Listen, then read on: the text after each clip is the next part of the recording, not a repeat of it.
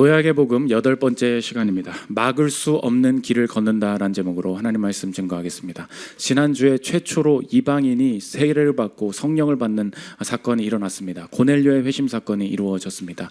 베드로도 경험하지 못했고 처음이라 당황을 했을 것입니다. 안 가본 길을 걷게 하시는구나. 예수 그리스도의 이 이름이 이제 이방인에게도 전해지는구나. 그것을 깨달았을 것입니다. 우리 인생에도 적용을 할 수 있다 그랬죠. 우리 인생에 예수님을 믿고는 있지만 내 삶에 여러 가지 자기의 살아왔던 과거 때문에 하나님께서 나아가라고 하시는 하나님의 확장의 일들, 더 나아가게 하시는 일들 내 스스로 맡고 있다고 말씀을 드렸습니다. 이제 예를 들어서 장난으로 이제 말씀을 드렸죠. 우리 교회는 꼭 아직 성령으로 충만하지 못한 몇몇 자매님들이 저한테 이렇게 자꾸 오셔가지고 그래도 키는 커야 한다. 그래도 돈이 없으면 안 된다라고 이야기하면서 자꾸 성령 충만을 흐트러뜨리는 일들을 많이 한다. 이제 말씀을 드리지 않았습니까? 뭐 여러 가지 예들이 있다 그랬죠. 사업하는 사람들은 회사원으로 뭐 급여 받는 거는 더러운 일이다. 내 스스로 이렇게 더럽고 별로 가치 없다고 판단하는 일들, 그렇지 않다. 잡아먹어라. 깨끗하다 하신 것을 속되게 하지 말라. 내 인생에 이끌어가시는 모든 일들이 하나님께서 나를 넓혀가시는 일들이 될 수 있다 말씀드렸습니다. 베드로가 그것을 경험한 거예요. 근데 주변 사람들이 비난합니다. 너 왜 그런 집에 갔어? 그럴 때 오늘 대답인데 베드로의 대답이 뭐냐? 하나님이 하시겠다는데 어떡하겠냐? 이게 오늘 핵심이에요. 하나님이 그렇게 하시겠다는데 어떡하겠냐? 이게 교리적으로 무엇입니까? 하나님의 주권이죠. 하나님의 주권을 인정하게 되는 일이 벌어지게 되었다는 것입니다. 하나님의 하시는 일은 주권적이다. 마음대로 하신다는 거예요. 하나님의 뜻은 방해받을 수 없다. 근데 그 주권적으로 하나님께서 내 인생을 이끌어 가시는구나. 그것을 깨달을 때 우리의 인생이 훨씬 더 자유롭고 도약하게 될 수 있다는 것입니다. 하나님의 주권을 통한 일하심이 내 인생에 어떻게 적용될 수 있을지 살피는 시간 갖도록 하겠습니다. 세 가지로 나눠서 살피겠습니다. 첫째로 살필 것은 막을 수 없는 일입니다. 무두장의 집에 있던 베드로가 이제 고넬료를 향해서 나아가고 고넬료에게 세례를 베풀고 이방인이 구원을 받는 사건이 벌어지게 됩니다. 단회적인 사건이 벌어졌어요. 단회적인 이벤트니까 당연히 당황스럽고 그렇겠죠. 핵심은 뭐냐? 이 베드로가 겪은 일에 대해서 주변 사람들도 이게 달갑지 않게 생각을 했다는 것입니다. 너 왜 그런 집에 가 더러운 집에 가서 그랬어? 이런 거 그런 짓 그만해. 이렇게 한 거예요. 그랬더니 베드로의 오늘 대답이 뭐냐? 하나님이 그렇게 하시겠다는데.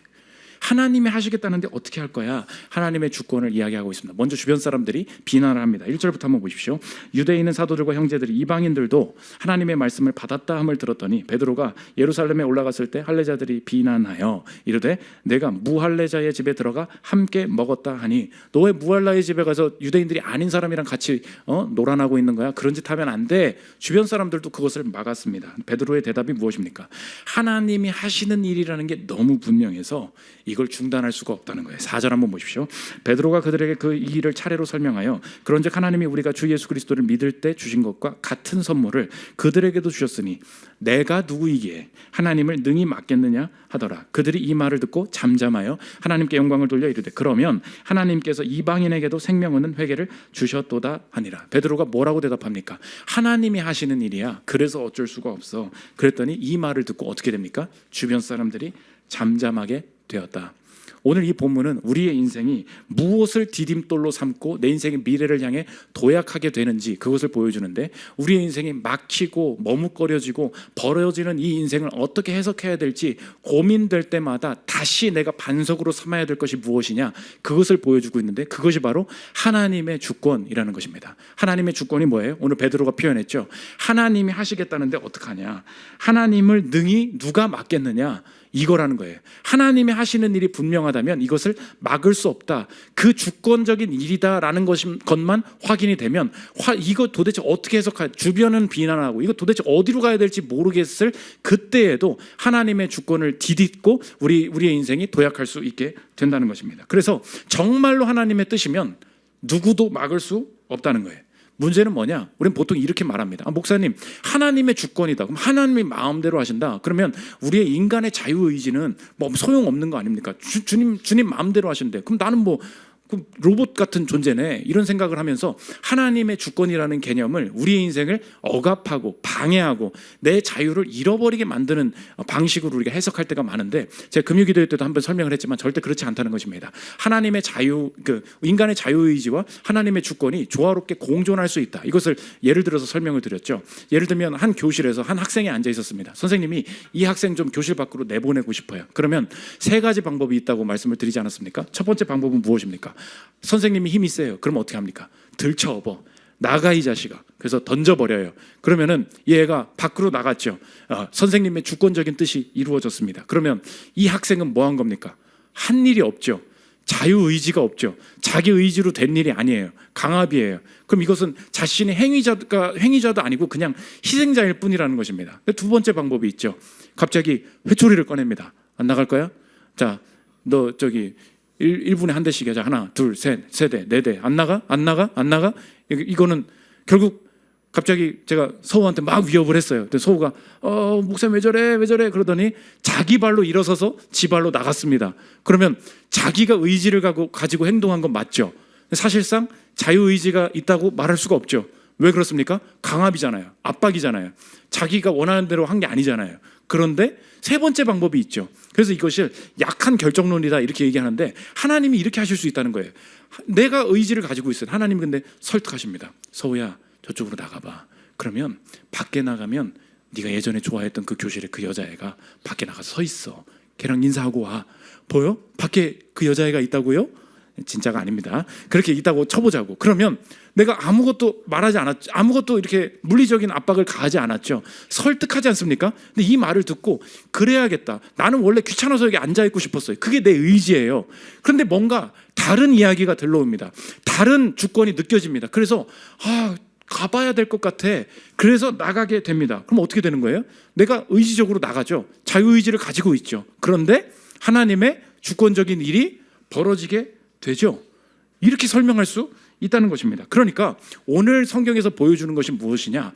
우리의 인생을 이끌어 가실 때, 우리의 인생이 방황할 때 붙들어야 될 게 뭐냐? 하나님의 주권인데, 하나님이 하시겠다는데 어쩌겠냐? 이 확신이 없다는 거예요. 오늘 저와 여러분이 내 인생 어디로 가야 될지, 이거 어떻게 결정해야 될지, 사실상 상황이 좋아지면 내 마음에 좀 평안이 찾아오겠지, 이렇게 우리가 생각을 합니다. 그렇지 않다는 거예요. 사실 내 인생에 지금 없는 게 뭔지 아십니까? 주권에 대한 확신이에요. 하나님이 이 직업으로 보내신 것 같아. 하나님이 이 사람과 결혼하라고 하시는 것 같아.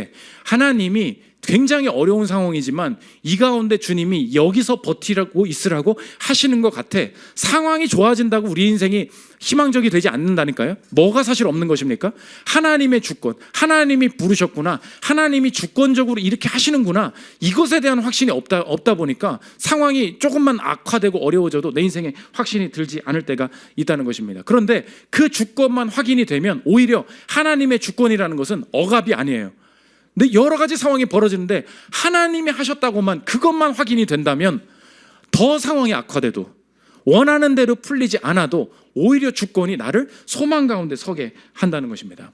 이 얘기를 하고 있는데, 이 설교를 준비를 하고 있는데 우리 교회 동역자이신 김현수 목사님께서 옛날에 저희 교회 처음에 개척한 일들을 말씀을 하시더라고요. 그때 제가 이제 물어봤어요. 그때 우리가 얼마나 가난했으면 그때 우리가 사례비를 서로 얼마를 받았었지? 그렇게 얘기를 이제 물어봤어요. 근데 김현수 목사님이 그때 우리 교회는 미래가 보이지 않았대요. 자기가 목사가 된 이유는 조금만 여기서 버티면은 이 교회는 커질만 하겠구만, 씨앗이 보여서 여기 온 게 아니라는 거예요. 보이지 않았대요. 앞이 하나도 보이지 않고 막막했다. 이러다가 망하겠다, 얼마 가지 못하겠다, 그런 어려움이 교회 가운데 있었다는 것입니다. 그러니까 제가 이제 사례를 받고 그분도 사례를 줘야 될 거 아닙니까? 저는 신대원생이고 뭣도 없고, 그러니까 사례비가 얼마나 되겠어요. 그래서 이제 우리 그때 얼마 받았지 하니까 저도 뭐 100 얼마 받고, 근데 잔고를 보니까 잔고가 없어. 근데 우리 동역자도 줘야 될 거 아닙니까? 그때 얼마 받았을 때 35를 받았다는 거예요. 35를. 제가 나쁜 목사죠. 근데 그냥 35만 준 게 아니고 벤처에서 100을 받고 있었다는 거예요. 그러니까 100 합치면 나랑 비슷해. 그러니까 합치면 135인 거야. 그러면 다 하나님이 주신 거라고 생각을 해라. 그렇게 퉁친 거죠. 퉁쳐가지고 내가 준 거지만 하나님이 줘 해가지고 그렇게 해가지고 열심히 사역을 하자. 그런데 그때 당시 왜 처음에 그 열악한 상황이었는데 벤처 알바 뛰면서 저는 나름대로 다른 데서 뭐 해가면서 어떻게 이렇게 시작하게 됐냐? 그분이 뭐 그 목사님의 아버지가 목사님이었냐? 아니에요. 아무것도 가족 중에 아무도 예수 믿지 않았어요. 근데 그러면 복지가 좋았냐? 뭐 미래가 좀 보여서 여기 미리 뛰어들면 뭐 좀 클 것 같아서 주가 오를 것 같아서 그렇게 했냐? 전혀 아니었다. 하나도 아니었다는 거예요. 아무것도 안 보였어요. 그럼 왜 했냐? 딱 하나라는 거예요. 콜링. 그 부르심이라 그래요. 콜링 뭐야? 하나님이 이거 안 하면 죽을 것 같은 마음을 주시더라는 거예요. 가면 죽을 게 뻔해. 그런데 하나님이 나보고 목사하라고 하시는 마음, 하나님이 뭐가 되든지 아무튼 이 자리가 내 자리고 내가 여기서 죽어야 되겠다라는 마음을 주셨다는 거예요. 상황적으로 기질적으로 나는 돈 버는 거 좋아하는 사람이고 벤처로 성공하고 기질이 그대로 남아있대요. 내 인간의 자유의지가 그대로 있다고. 그런데 주권이 이기더라는 거예요. 주권을 그 다른 말로 콜링, 부르심이라 그래요. 하나님이 나보고 이 자리에 있으라고 하신다는 게 느껴진다는 거예요. 그래서 상황적인 계산으로 보면 아무것도 되지 않는데 정말 미래 보지 않고 부모의 욕을 들어가면서 내가 여기에 오게 되었다. 아무것도 안 보였는데 여기 왔더니 하나님의 주권 하나 믿고 왔더니 망하지 않았고 여기까지 올 수 있었다. 그거라는 거예요. 지금은 물론 35를 받고 계시지 않습니다. 저 계속 이상한 사람이라고 생각하지 마시고 잘 대우를 해드리고 그러고 있어요. 그런데 여러분의 향한 질문, 여러분도 다 목사 될 사람 아니죠. 그런데 신자들은 다 동일한 질문 앞에 서게 된다는 것입니다. 저와 여러분의 인생이 지금 흔들리는 이유가 뭔지 아십니까? 적용적인 질문이에요. 내 인생에 내가 이걸 하고 싶다, 이렇게 해야 되겠다라는 말은 너무 많은데 이걸 하나님이 시키시는 것 같다, 이게 하나님의 뜻인 것 같다, 이건 없지 않습니까? 이게 문제라는 거예요. 하나님의 주권이 뭐냐? 오직 이유가 하나님뿐인 거. 이게 하나님 주권이에요. 내 스타일도 안 없어졌어. 이거 맞아. 이거 내가 원하는 상황도 아니야. 진짜 아니야. 그런데 이유 딱 하나 있어요. 하나님이 이 자리에 주신 거 맞아. 하나님이 양심을 깨우시고 하나님의 책망과 하나님의 인도하심, 그 주권적인 인도하심이 없기 때문에 오늘 지금 계속해서 헷갈리고 있다는 것입니다. 그런데 이 주권이 신기하게 우리의 인생에 그 주권을 인정하고 받아들이면 내 인생이 경험하게 되는 변화가 뭐냐? 오히려 주권이 방해인 줄 알았어요. 내 자유의지를, 내 삶을 제한하는 건 줄 알았다고. 그런데 주권이 오히려 나를 보호하더라는 거예요. 하나님의 주권이 오히려 내게 확신을 주더라는 거예요. 왜요? 가정의 상황은 악화돼 갑니다. 그러나 잘 풀리지 않을 때에도 견고한 확신이 있죠. 왜요? 하나님이 지금도 여전히 나를 이 자리에 부르고 계십니다. 이것만 되면 된다는 거예요. 여기 젊은 분들 중에도 서로의 배우자나 그 자기 진로를 구하는 것도 하나님이 왜 가끔 이렇게 길게 시간을 끄시는지 아십니까? 여러분이 깨지지 않는 게 있어요. 부르심에 순종하겠다. 하나님의 주권 가운데 내가 순복하기를 원한다. 이게 아직 없는 거예요. 여전히 내 인생의 주도적인 생각은 뭐예요? 내가 고르겠다. 내가 결정하겠다. 어떻게 계획을 세워보겠다. 이게 너무 많아요. 여러분의 기도적인 뭐예요? 오늘 지금 계속 간구한 게 무엇입니까? 이거 되게 해주세요. 배우자를 주세요. 기도가 바뀌어야 돼요. 어떻게 합니까? 하나님이 부르시고 만나게 하시고 보내시는 그곳에 내가 있기를 원합니다. 하나님 끌려가기를 원합니다. 하나님의 주권 가운데 엎드리기를 원합니다. 오늘 베드로가 뭐라 그래요? 내가 누구이기에 하나님을 맡겠냐? 이게 주권이에요. 이것만 되면 오히려 내 인생이 보호받고 확신 가운데 전진할 수 있다는 것입니다. 하나님의 주권이 오늘 제목과 같죠? 정리하면, 적용적으로 정리하면 뭐예요? 막을 수 없는 길을 걷는다는 거예요. 그게 주권의 길이에요. 오늘 여러분의 인생 주권만 확인되면 누가 그 어떤 환경도 하나님의 부르심을 막을 수 없다. 두 번째로 살펴볼 것은 막으려 하는 일입니다. 하나님의 주권은 누구도 막을 수 없다 그랬어요. 문제는 뭐냐? 정말 막을 수 있을 것처럼 하나님이 시키셔서 하는 일인데 막는 일들이 더 심하게 나타나게 된다는 것입니다. 그럴 때 속지 말아야 될 게 뭐냐? 분명히 하나님이 가라고 해서 간 건데 왜 이런 일이 벌어져? 이렇게 생각하면 안 된다는 거예요. 왜요?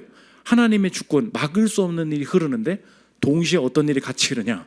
막으려 하는 일이 같이 벌어지게 된다. 오늘 본문이 그것을 보여주고 있습니다. 두 가지로 벌어지는데, 첫째로 방해한다는 거예요. 하나님의 주권이니까 시온의 대로가 열려야 되죠. 오늘 베드로가 이방인에게 복음 전하는 게 하나님 뜻이라는 것을 어떻게 막겠니? 위대한 고백을 했어요. 그 다음 바로 벌어지는 게 뭐냐? 헤롯 아그리파 1세가 야고보 죽여버리네. 12장 1절 보십시오. 그때 헤롯 왕이 손을 들어 교회 중에서 몇 사람을 해하려 하여 요한의 형제 야고보를 칼로 죽이니 유대인들이 이 일을 기뻐하는 것을 보고 베드로도 잡으려 할 때는 무교절 기간이라. 예전엔 누가 핍박했어요? 사울이 핍박했죠. 근데 지금은 누가 죽여요? 왕이 죽여. 왕이 직접 찾아다녀. 그럼 핍박이 어떻게 된 거예요? 더 세진 거죠. 하나님의 뜻이라고, 하나님의 뜻이라서 이방인에게 복음 전하기 시작했다고요. 그런데 처음 시작하자마자 들이닥치는 주권에 대한 방해가 뭐예요? 야고보가 이미 죽은 거야. 오, 애들 좋아하네. 베드로도 잡아야지. 베드로 잡으러 돌아다녀요. 너무 강력한 세력이 사울보다 강해진 헤롯 아그리파 1세로 바뀌어서 방해가 시작되었다는 것입니다.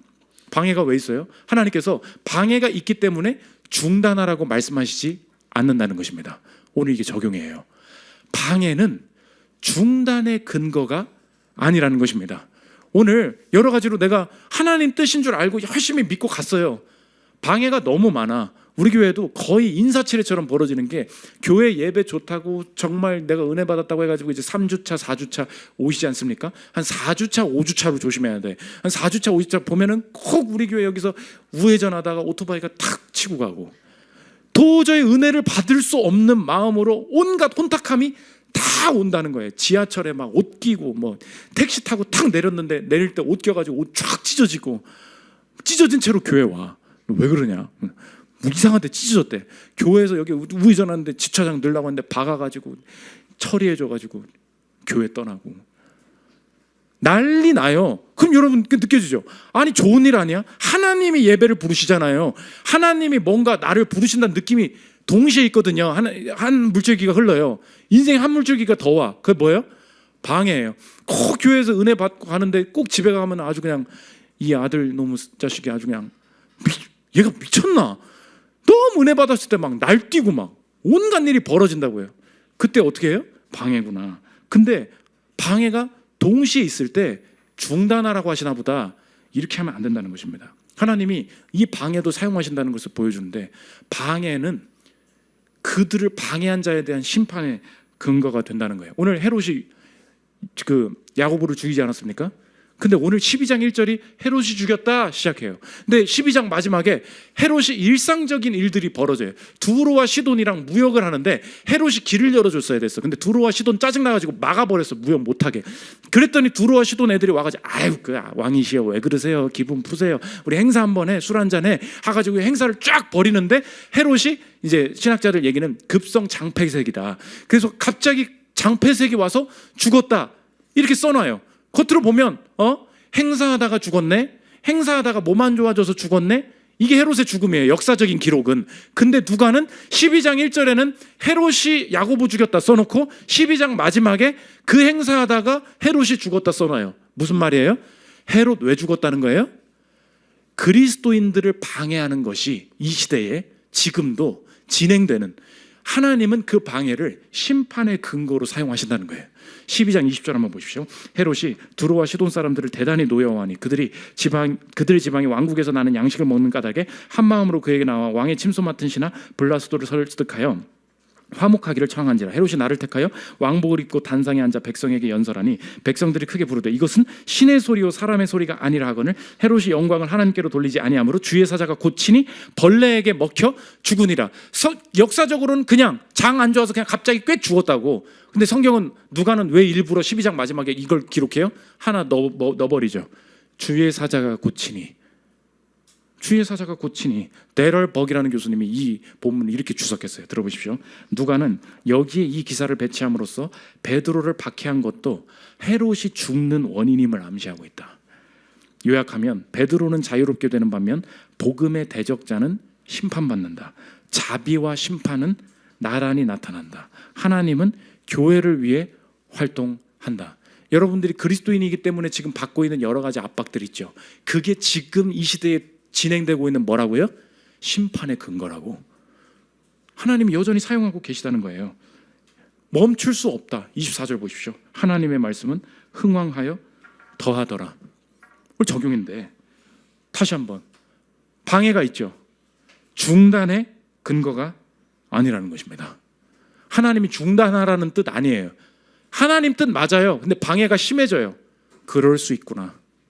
윌리엄 쿠퍼라는 영국의 시인이 있습니다. 6살 때 엄마 돌아가시고 그러다 보니까 인생 전체에 우울이 흐르는 거야.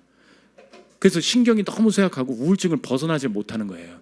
너무 어려워지고 집 밖에도 못 나가다 보니까 결국은 정신병동에 들어가게 됩니다.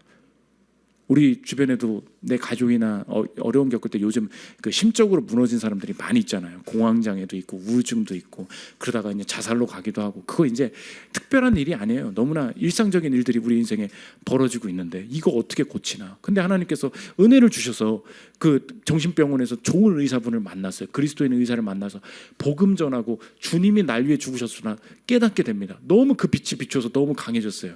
그럼 이런 스토리의 보통 결론이 뭐예요? 복음을 받아들이고 났더니 우울증이 사라졌더라. 이 결론이어야 되잖아요. 복음 받아들였어요. 어떻게 됐냐? 이놈의 우울증이 끝까지 따라다니는 거야. 예수님 만나기 전에도 우울이었고 주님 고백했어. 그럼 예수의 능력이 다 이겨야 되는 거 아닙니까? 나타난 현상은 뭐냐? 나 인생 계속 우울증 가운데 빠지게 되는 거예요.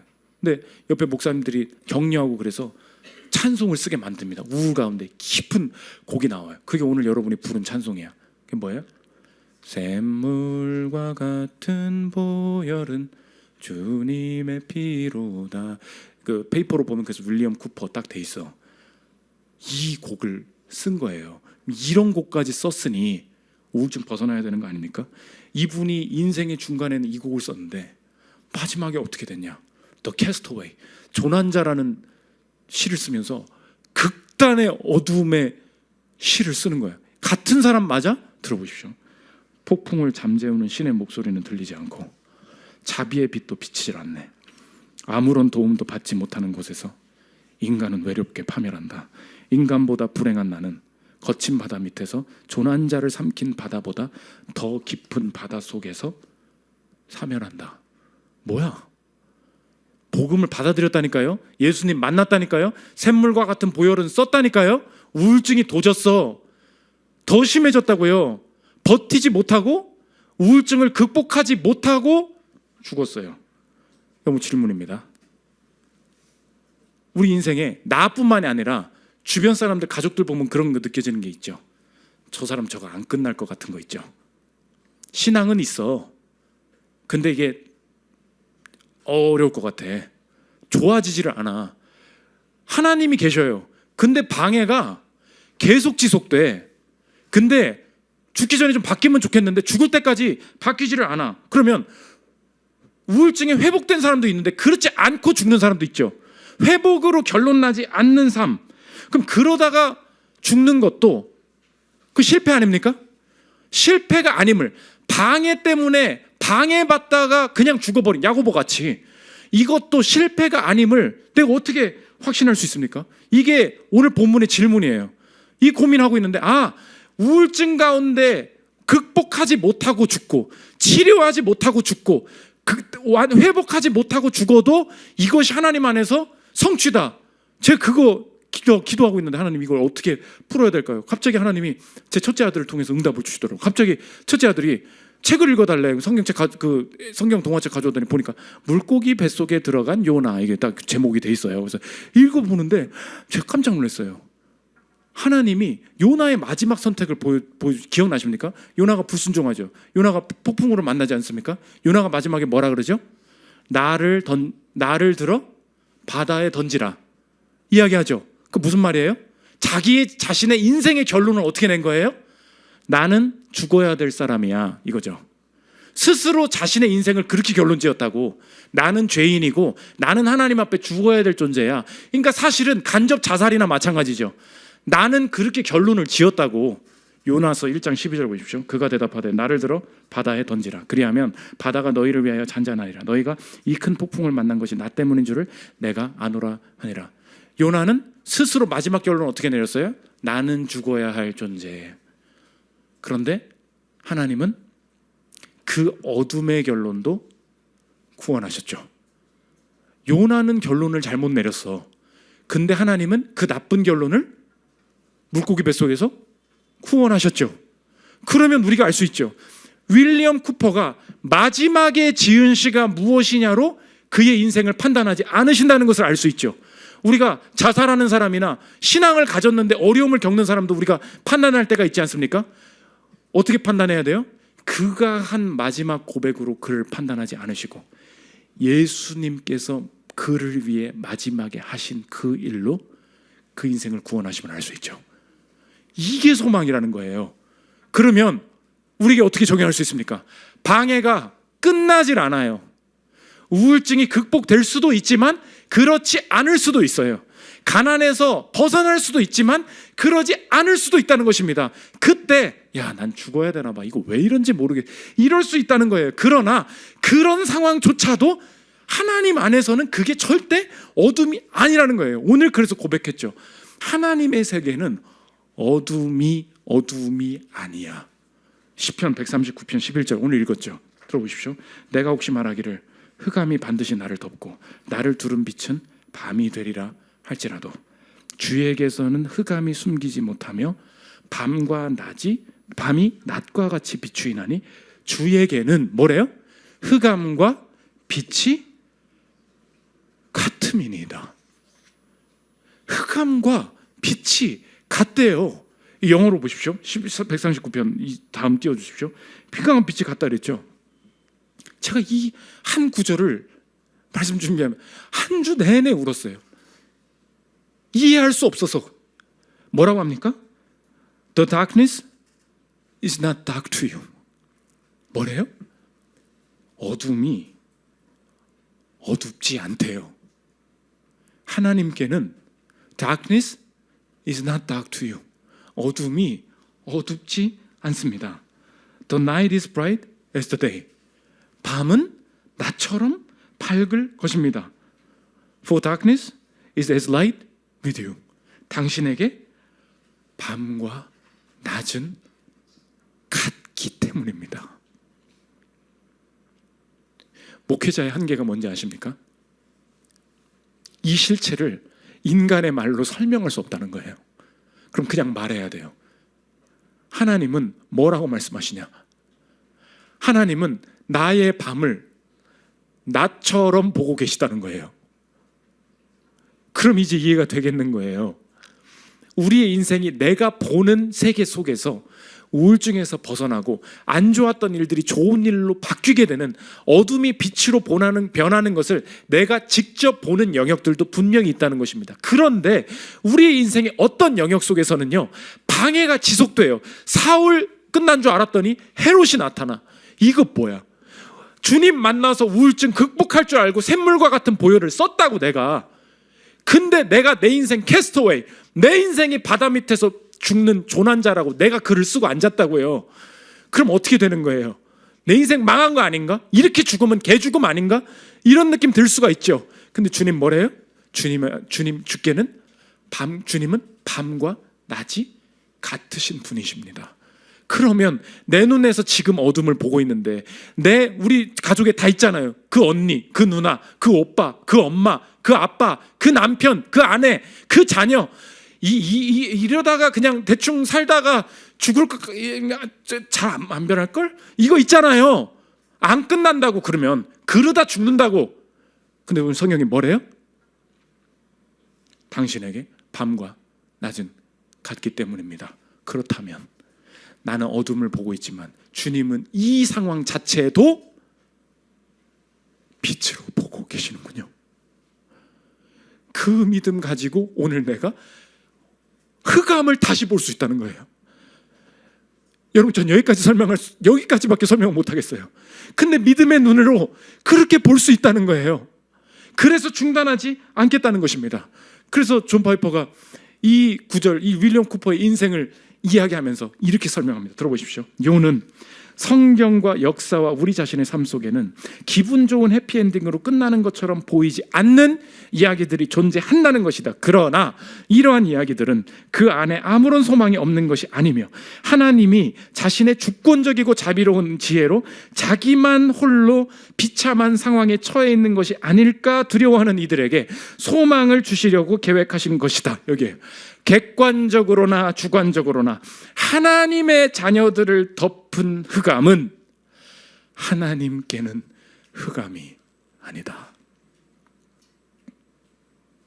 하나님은 내가 당한 이 어둠을 어둠으로 보고 계시지 않다는 거예요. 이게 방해 앞에서 하나님의 주권의 위력입니다. 두 번째, 막을 수 없는 길을 갔는데 막으려 하는 일이 나타난다는 거예요. 첫 번째, 방해가 나타났죠. 두 번째 뭐예요? 임의성, 랜덤니스. 이게 인생을 피곤하게 만든다는 거예요. 오늘 두 명이 다른 운명을 맞이했어요. 야고보는 죽었습니다. 베드로는 살았어. 이게 문제라는 거예요. 똑같은 헤롯이 죽으려고 해서 야고보는 원샷 원킬이야. 바로 죽었어요. 베드로는 살던데 이게 뭐냐는 거예요. 5절부터 보십시오. 이에 베드로는 옥에 갇혔고 교회는 그를 위해 간절히 하나님께 기도하더라.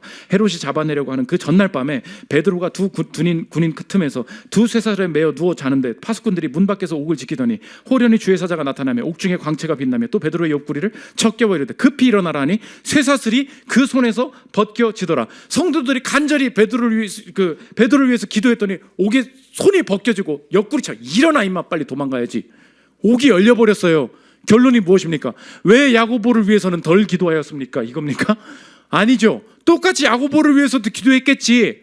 근데 오늘 어떻게 내 인생에 뭐가 힘들다고요? 임의성. 야고보는 죽었고 왜 베드로는 살아? 이게 하나님 주권의 특징이라는 거예요. 우리 하나님의 섭리가 펼쳐질 때 어떻게 된다고요? 그렇게 될 때도 있고 그렇게 되지 않은 사람도 있어요. 김 집사는 잘 되고 최 집사는 똑같이 했는데 망해. 이 자녀는 잘 되고 저 자녀는 안 돼. 첫째는 괜찮은데 둘째는 이상해. 뭐야? 이럴 때가 있잖아요.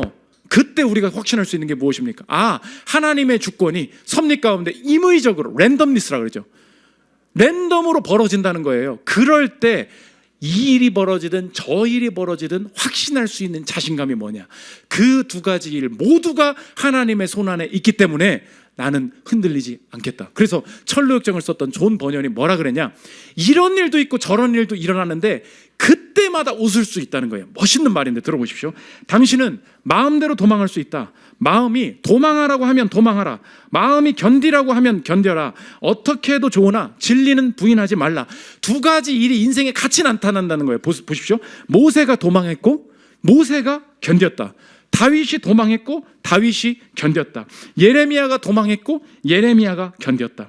그리스도가 물러나셨고 그리스도가 견디셨다. 따라서 만일 도망하다가 붙잡히더라도 하나님이나 사람에게 나쁜 감정을 품지 말라. 하나님에게 그리 말지니 이는 당신이 그분의 종이며 당신의 생명과 모든 소유가 그분의 것이기 때문이다. 사람에게도 말지니 그 사람은 하나님의 막대기에 불과하고 이 일에서 당신에게 선이 되도록 하나님이 지정하셨기 때문이다. 마지막에 너무 멋있어요.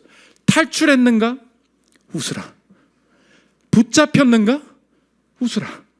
내 말은 이 일이 어떤 식으로 진행되든 기뻐하라는 것이다. 저울이 여전히 하나님의 손 안에 있기 때문이다.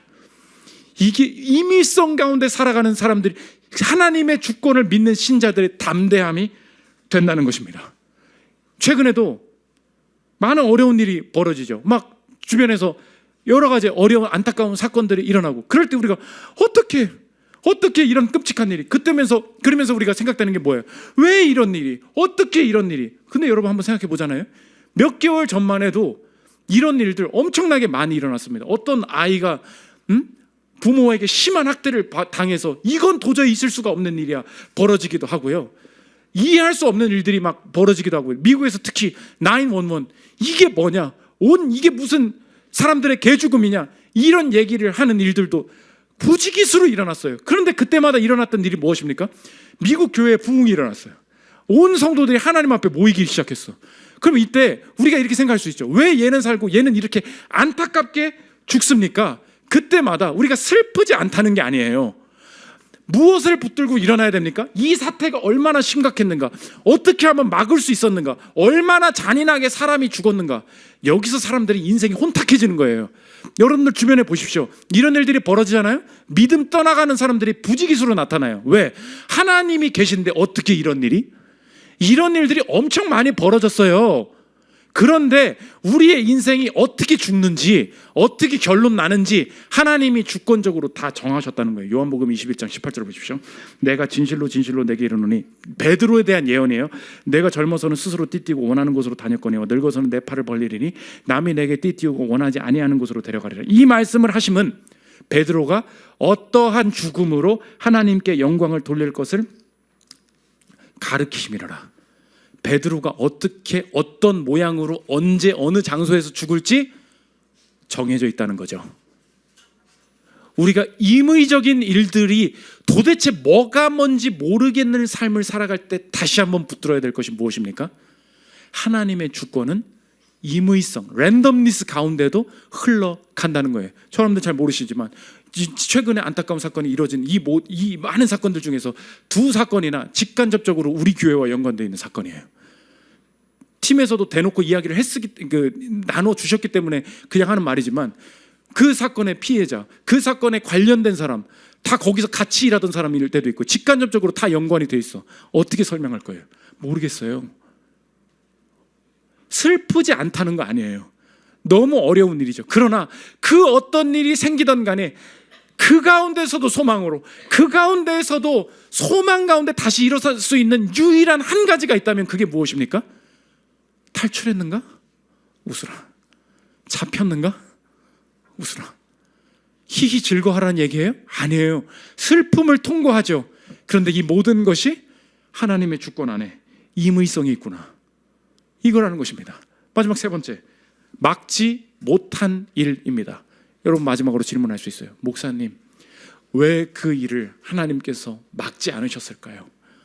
그것만 보호해 주셨으면 그렇게 살 수 있었을 텐데 하나님께서 왜 이 땅에 혹은 내 가정에 이런 일들을 막지 않으셨을까요? 다 모르죠. 그런데 우리가 막지 않으신 그 일이 우리의 인생의 저주와 죄악과 우리의 인생의 벌이 아님을 어떻게 확신할 수 있습니까? 하나님께서 궁극적으로 막을 수 있었는데 막지 않으신 일이 무엇인가 보면 알 수 있다는 것입니다. 하나님께서 막을 수 있었으나 막지 않으신 일이 무엇입니까? 자신의 아들이 살해당하는 일이죠. 하나님은 막을 수 있으셨습니다. 자기 아들의 생명을 보호할 수 있으셨어요. 그런데 자기 아들이 어이없게 억지로, 어거지로 살해당하는 것을 막지 않으셨습니다. 마태복음 27장 21절 보십시오. 총독이 대답하여 이르되 둘 중에 누구를 너희에게 놓아주기를 원하느냐? 이르되 바라바로소이다. 빌라도가 이르되 그러면 그리스도라는 예수를 내가 어떻게 하랴? 그들이 다 이르되 십자가에 못 박혀야 하겠나이다. 빌라도가 이르되 어찌 미냐? 무슨 악한 일을 하였느냐? 그들이 더욱 소리질러 이르되 십자가에 못 박혀야 하겠나이다 하는지라. 이에 바라바는 그들에게 놓아주고 예수는 채찍질하고 십자가에 못 박히게 넘겨주니라. 빌라도도 스스로 말하죠. 너희들, 야, 예수가 뭔 잘못을 했니? 우리의 질문이 그거잖아요. 이 친구가 무슨 나쁜 짓을 했길래 이런 일이 벌어집니까? 그 질문에 하나님의 대답은 무엇입니까? 하나님께서 막지 않으신 일이 있군요. 그게 뭐예요? 죄 없는 자신의 아들 예수 그리스도가 어이없이 억지로, 어거지로 군중의 선동에 의해서 십자가에 못 박히게 되는 일을 막을 수 있는 능력이 있으셨으나 막지 않으셨어요. 왜요? 우리의 인생에 우리가 막을 수 없는 일을 막아주시려고. 우리가 막을 수 없는 일이 무엇입니까? 하나님을 떠난 죄인이 죽는 일. 그 죽음을 당한 그 일이, 그 죄인이 하나님을 떠나서 영원히 영벌을 받게 되는 일. 그 누구도 막을 수 없는 일이에요. 막을 수 없는 일을 막아주시기 위하여 하나님께서는 아들 예수 그리스도가 죽는 일을 막을 수 있으셨으나 막지 않으셨다는 것입니다. 그렇다면 예수님이 죽는 일을 막지 않으심으로 내 인생에 정말로 저주가 되고 영벌이 되는 일을 막아주신 예수 안에서 내 인생이 이제 다시 보이기를 원합니다. 내 인생 도저히 이게 어떻게 진행되는 건지 알 수 없는 혼란의 상황이 있을 때 하나님께서 오늘 내 삶에 막지 않으시는 일 또한 나를 저주하시려고, 나를 심판하시려고, 내 가정에 해가 되려고 이것을 막지 않으시는 게 아니구나. 예수 그리스도의 죽음을 막지 않으심으로 내 인생에 가장 나쁜 것 막아주신 그분이 내 주님이시라면 이것을 허용하시고 막지 않으시는 상황 속에서도 내 인생의 구원이 하나님의 주권적인 섭리가 흐르고 있음을 확신하기를 원합니다. 하나님의 주권만 확인이 된다면 걷고 있는데 이렇게 방해가 많아? 이렇게 어려움이 많아? 방해가 있고 방해 때문에 그렇게 끝나버리는 인생이라 할지라도 주님 앞에서 그 흑암과 빛이 같은 세계에 계신 그분이 하나님이시라면 흑암으로 끝나도 내 인생은 빛이요, 하나님의 주권적인 섭리 가운데 내 인생이 절대로 임의적인 일들 가운데도 흔들리지 않는 소망 가운데 서기를 원한다. 이 확신 가운데 전진하는 주 여러분들 되시기를 기도합니다. 우리 찬양하고 기도하는 시간 갖도록 하겠습니다.